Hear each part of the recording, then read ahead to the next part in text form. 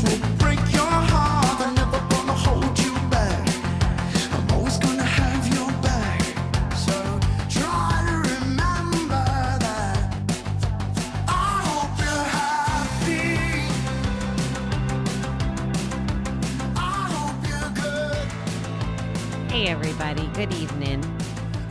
I know this is going to seem weird if you're listening in like Southern California or, I don't know, sunny Florida, somewhere warm, Australia. Anyway, I'm going to talk about, the topic is going to be spring and growth, and there's some parallels going on. So as you know, I'm in upstate New York, and right now it is still freezing, like freezing. We saw snow today. We've been seeing snow a lot, not like mountains of it or anything, but the weather is not helping the current situation by any means. I mean, it's hard enough to keep a healthy attitude, right? And to stay positive. And when you can't go outside or it's just cold, like I feel like a different person in the winter. I don't know about you guys, but I want to sleep more. I don't want to go outside to even start the car. It's just not fun. It affects my mood. And evidently there's real things. I think it's called SAD, seasonal affect disorder, if I didn't mess that up. So there's definitely a lot that could be done. And the reason I'm bringing this up is because on one of our worksheets from the center, it's titled Spring and Growth and Recovery and Renewal. And those are great correlations. So there's two questions on this sheet to ponder. I know I'm always making you work, but you know what? You're going to have to work. If you want to not gamble and have a amazing life, you got to do the work.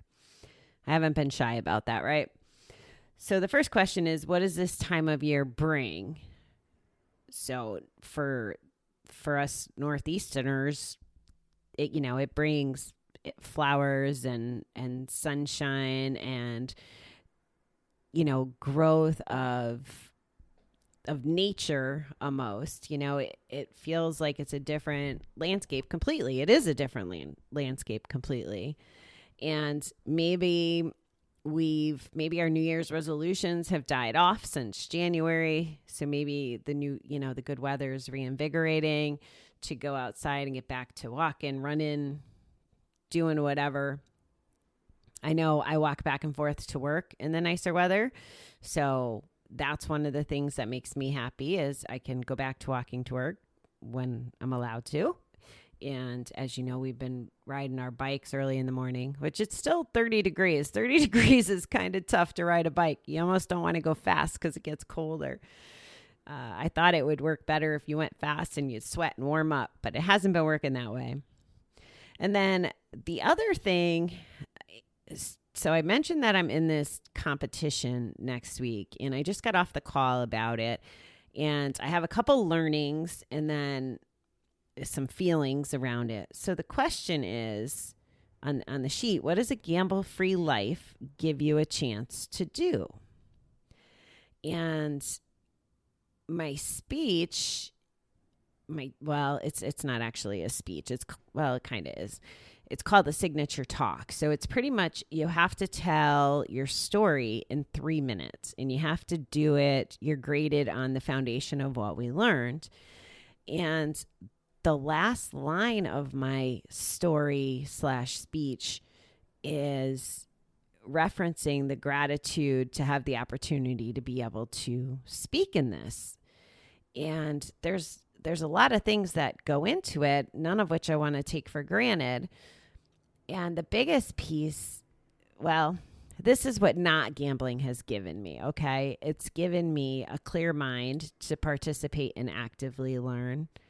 It's given me better credit. I don't want to say like I have money because I don't really have money yet. I still got a little bit of debt, but that's okay. It'll all work itself out.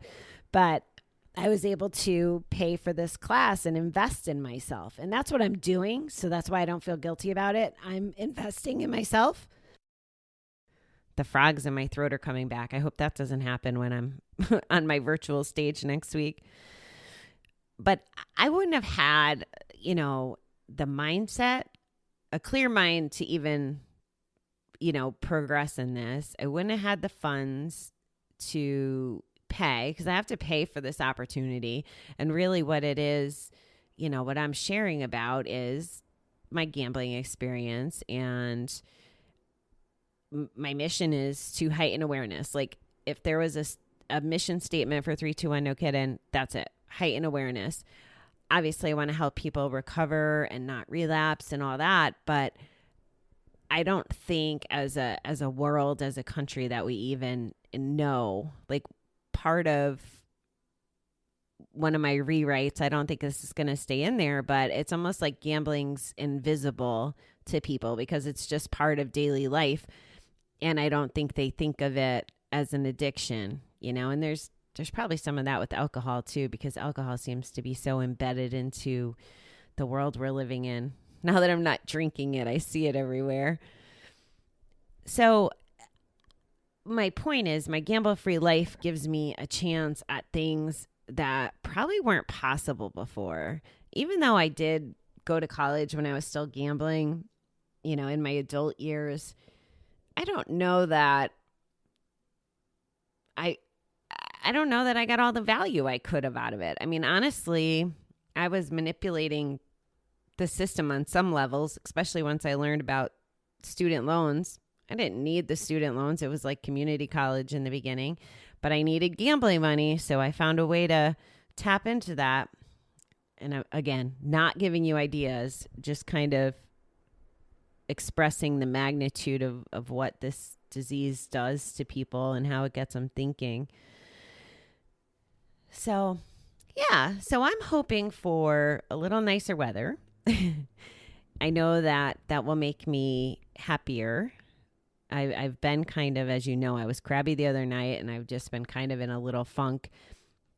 And today when we meditated, it's a led meditation I go to once a week with one of our HR people at work. And she really brought up the fact about reflecting and kind of dialing in. What are we feeling? How are we feeling? What's going on? Sometimes we're just so busy, we're not checking in with ourselves. And that's kind of been the mode I've been in. I've been doing my normal work, but I haven't been feeling my normal, like, glow and bubbliness. And I need to hopefully figure that out. It needs to get a little better. I'm on vacation from my day job next week, so that should help. And maybe I'll go golfing this weekend. But I need to reset, even though I'm using all my tools in my toolbox. And the what I want you to hear in that is not that my tools don't work. It's just that some days there's off days, and that's okay too. And that's why I'm sharing it with you, because it is all right. But the more important thing was to dial in and kind of figure out what's going on. And she talked about resistance. And I resisted some ideas and stuff this week. I resisted the office manager when she kicked me out of our gym when I was trying to do Zumba so I wouldn't piss off the neighbors. And so I had to do it in my apartment. And guess what? The neighbor downstairs was clunking on my floor because I was pissing her off. So I didn't like resisting not being in control of that situation. I gave resistance to it. And the thing that came up out of the meeting I just went to in preparation for next week in this competition or this speak off is essentially it's not a competition. I mean, it is, because there's different levels and finals and all that. And really my why is to get me in front of the biggest audience to share. And if I don't make it even into the semi or the finals, my audience will be smaller. But it's more about the learning experience and going for the ride.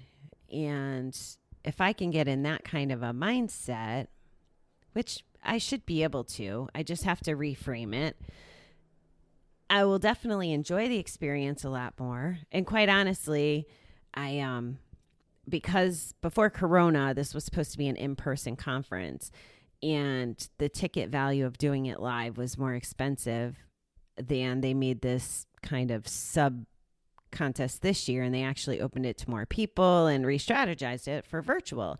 So this is actually a practice run anyway. So I have to like let myself off the hook from a stress place. And maybe that's part of why I've been so like just grumpy on edge. You know, I've been thinking about this and I've been actually getting mad because there's been things I've been trying to get, like all the things that have been making me mad are so silly. I shouldn't even tell you about them because they're just so meaningless in the grand scheme of things. So I have to just remind myself of that. So I guess I'm trying to ground myself as I'm sharing this with you. So I'm going to leave you with wishful thinking for spring. If you're somewhere warm, send some of that love our way because we need it. I think the highest flipping forecast in the next 2 weeks is like 60 degrees. That's not really high in my opinion. So yeah, and then take a moment to check in with yourself. And what our meditation lady said is, you know, check in with yourself once a week. It doesn't even have to be every day, but just kind of give yourself a couple minutes to reflect and see what's going on with your body, with your mind, with your attitude. And then once you know, then you can make some adjustments if you need to. If you don't know, you don't have a fighting shot of adjusting. So those are my thoughts for today. I am going to go do Zumba. It's my friend's birthday today, Miss Beth, and we're going to play this song that I absolutely hate, but I'm pretty sure that I don't hate the song. I hate the dance that goes with it. So it's kind of been a joke for 7 years now. And we're probably going to do that song. So I'm going to go put a smile on my face and try to reset with a little Zumba. Have a good evening, everybody.